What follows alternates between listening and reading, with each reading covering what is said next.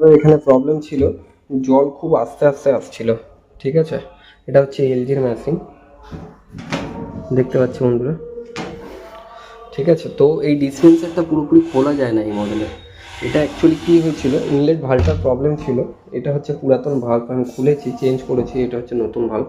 তারপরেও জল আসতে আসছিলো। এটা এমনিতে জলের প্রেশার খুব কমই রয়েছে এখানে। এটা হচ্ছে 3rd ফ্লোর, আর এই হচ্ছে কল।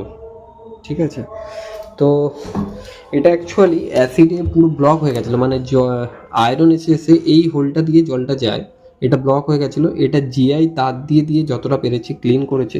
তারপর এটা হচ্ছে অ্যাসিড, এই অ্যাসিড দিয়ে দিয়ে আপনাকে ক্লিন করতে হবে। এটা জাস্ট ক্লিন করার পরে এখন আমি চেক করব জল মোটামুটি আসবে, কেননা এই কারণেই কম আসবে। তবুও মানে এখানে জলের প্রেশার নেই কাস্টমারের, জলের কালারটাই দেখতে পাচ্ছ, এটা অ্যাসিডের জল হয়েছে।